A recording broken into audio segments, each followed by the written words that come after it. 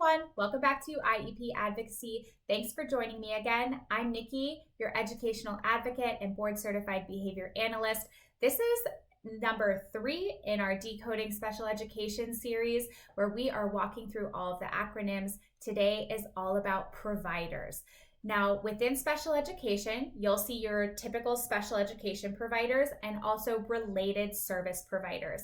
Special education providers are focused on curriculum. Related services are focused on a child's ability to access that curriculum.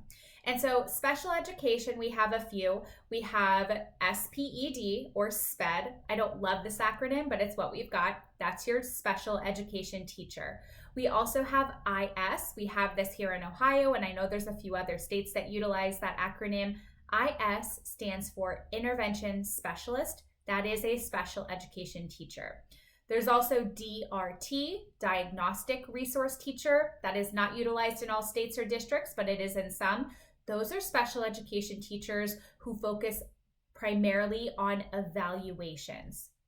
And then we also have APE. APE stands for Adaptive Physical Education.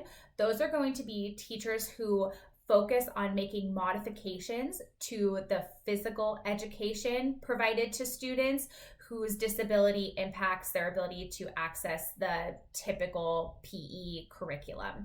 And so you'll see APE or APE providers for those students who have physical needs around their disability. Then we move on to related services, and there's quite a few, so let's dive in. There's SLP, which is your speech language pathologist. SLP is focused on communication disorders, and this covers quite a broad range of communication disorders. We have articulation disorders, fluency disorders such as stuttering or the ability to fluently speak. We have vocabulary disorders, so delays in receptive or expressive language. We have social pragmatic disorders, so the ability to use social communication within the school environment.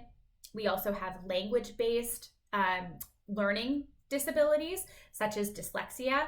And so SLPs within a school are going to provide services to ensure that the communication disorders impact on academic achievement and functional performance within school is minimized, and that the students are making progress in their communication areas as well. Next, we have OT, occupational therapist. OT within school is going to focus on a few things. They're going to focus on fine motor skills, so handwriting, cutting, coloring. They're going to focus on sensory processing disorders.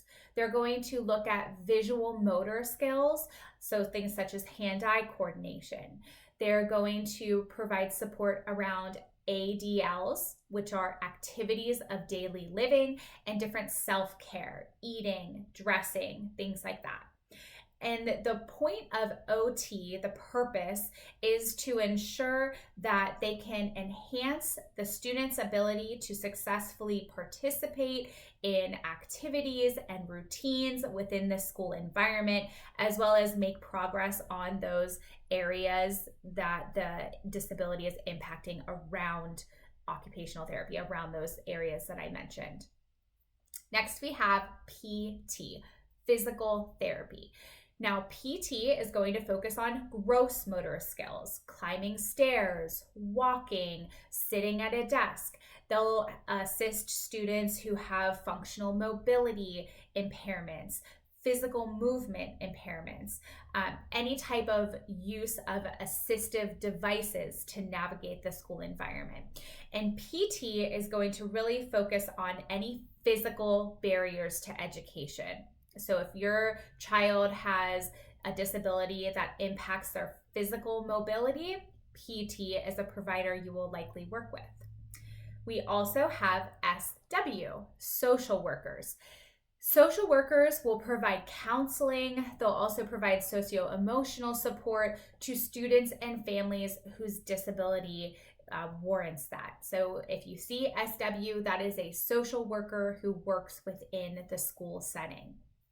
And last, we have BCBA.